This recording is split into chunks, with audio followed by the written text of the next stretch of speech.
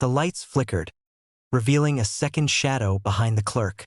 It happened at 2:17 a.m., according to the red LED clock above the cigarette rack, the kind that lagged a second behind itself, as if reconsidering every moment before letting it pass. The clerk didn't react at first. Neither did I. Fluorescent lights flicker all the time in places like this.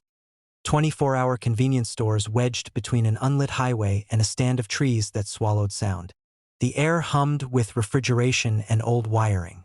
Somewhere behind the counter, a freezer fan rattled with the tired persistence of a trapped insect. The clerk stood hunched over the register, counting change with careful slowness. His hands were pale, veins pressed close to the skin. He wore a faded polo with the store logo half peeled from the chest, and his name tag, Evan, had been written over so many times the plastic was cloudy. The lights flickered again. That was when I saw it clearly. A second shadow, elongated and wrong, cast onto the wall behind him. It didn't match his posture. While Evan leaned forward, the other shadow stood upright, its head too tall, its shoulders too narrow. It moved a fraction of a second late, like an echo struggling to keep up. I told myself it was mine. I shifted my weight, and my own shadow slid across the floor tiles toward the counter, long and thin in the harsh overhead light.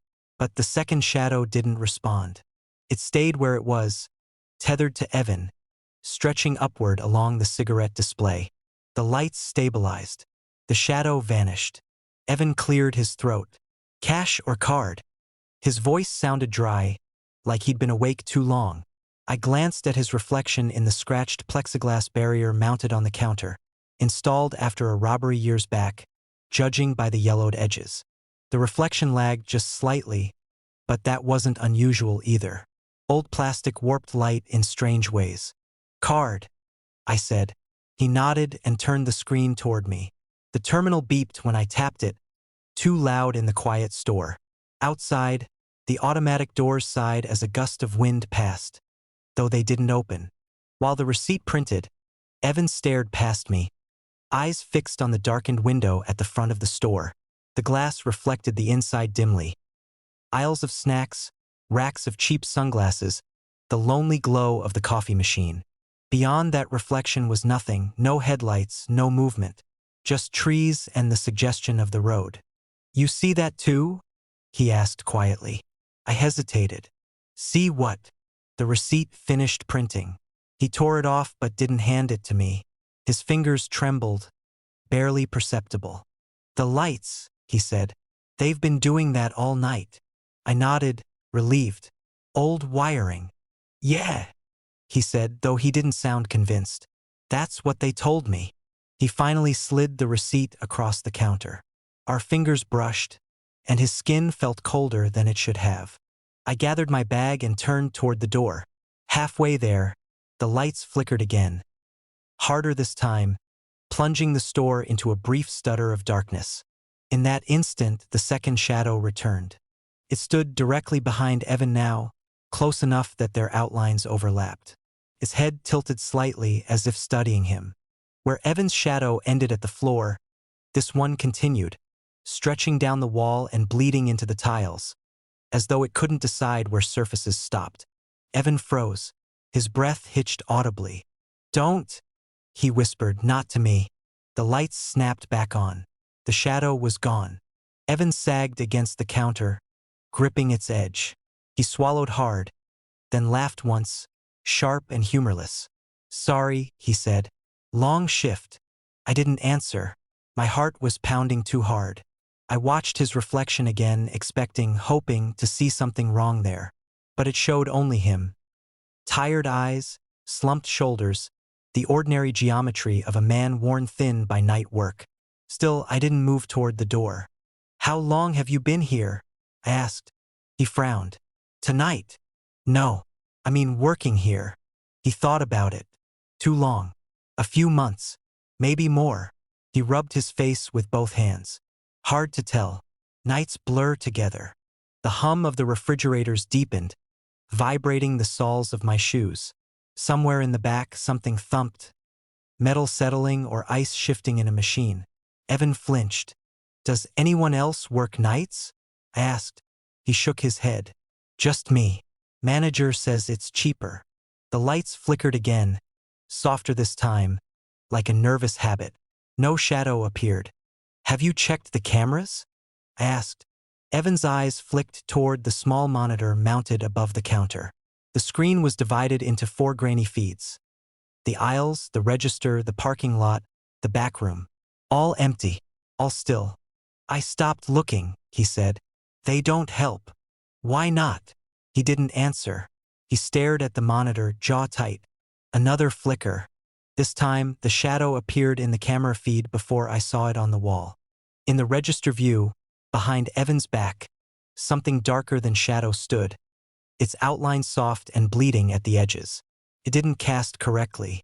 It wasn't attached to a body. It simply occupied space where nothing should be. I looked at the wall. The same shape loomed there, inches behind Evan, its head nearly brushing the ceiling tiles. It leaned forward, impossibly close, as though inhaling him. Evan slowly raised his hand. In the camera feed, his hand lifted, but the shadows did not. It stayed still, patient. I think, he said carefully, it shows up when I stop moving. The lights buzzed, straining. How long has it been there? I asked. He swallowed. Since the night the old clerk didn't come in. What happened to him? Evan's reflection met my eyes in the plexiglass. Nobody knows, he said. They just took him off the schedule. The shadow shifted. Not much, just enough to suggest attention. Its outline sharpened briefly, and I thought I saw a second bend where a joint shouldn't be. Evan began to move again, slow and deliberate. He reached for a stack of cups, then the lottery display, then the register, anything to stay in motion. The shadow followed a beat late, mimicking him imperfectly. I can't leave, he said, voice cracking. When I tried once, the lights went out completely.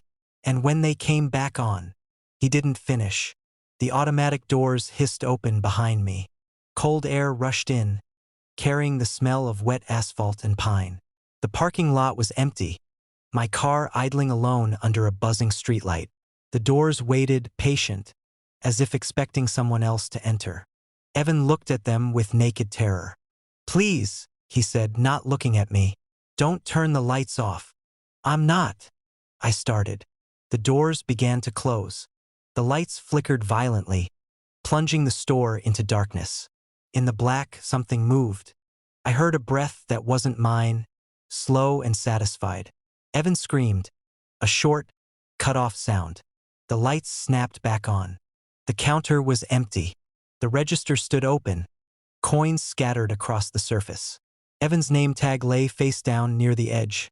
The plastic cracked. Behind the counter, on the wall, only one shadow remained. Stood upright, perfectly still, as if waiting. The automatic doors slid shut behind me. A voice whispered through the store intercom, even though it was unplugged. It came through thin and breathy, barely loud enough to register over the hum of the refrigerators.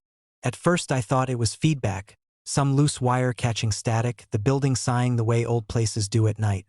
Then the voice repeated itself, closer this time, shaping syllables with intent. Hello. I was alone behind the counter, counting the minutes between customers the way you do at places that never really sleep but never quite wake up either. The convenience store sat at the end of a 2-lane road swallowed by trees, the kind that leaned inward like they were listening. Past the glass doors, the parking lot was empty except for my car and a soda machine buzzing under a flickering light. I looked up at the intercom mounted above the register. Its casing was yellowed, the brand name worn smooth. A coil of cord hung loose beneath it, the plug dangling an inch from the wall outlet. Unplugged. I was sure of it. I'd unplugged it myself at the start of the shift because it kept crackling whenever a truck passed on the highway. The voice came again, softer, almost amused. Can you hear me? My skin prickled.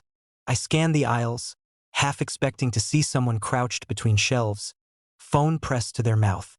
There was no one, just rows of chips and canned soup, their labels catching the fluorescent light in dull flashes.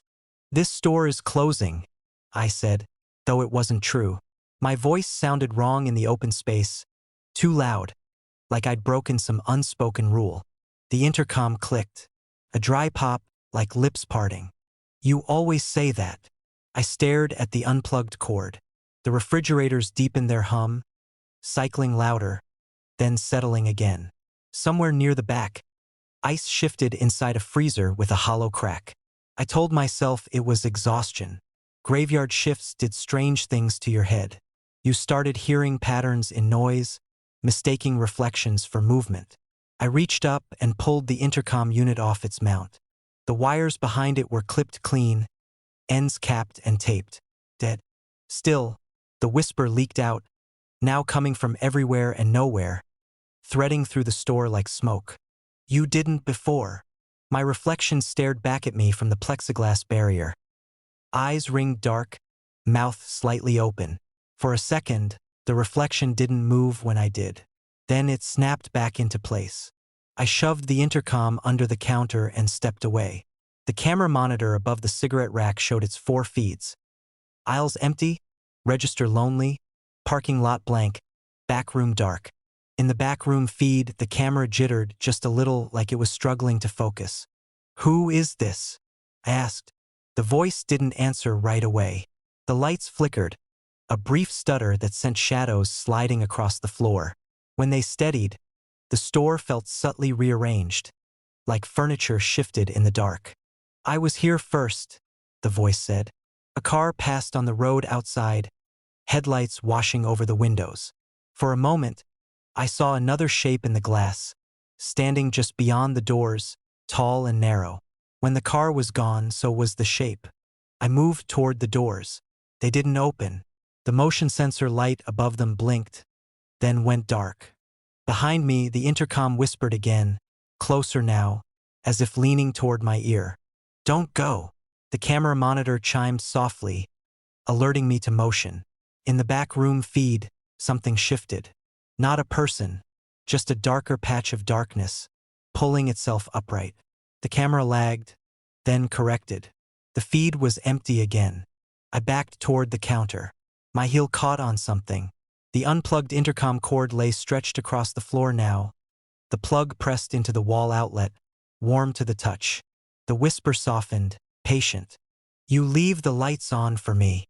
The fluorescence flickered, then steadied, casting long, unmoving shadows down the aisles. On the monitor, every feed now showed the same thing. The store, from my angle, empty except for me, standing very still, listening. From somewhere above the ceiling tiles, a breath moved, slow and content, and the intercom clicked on one last time, waiting.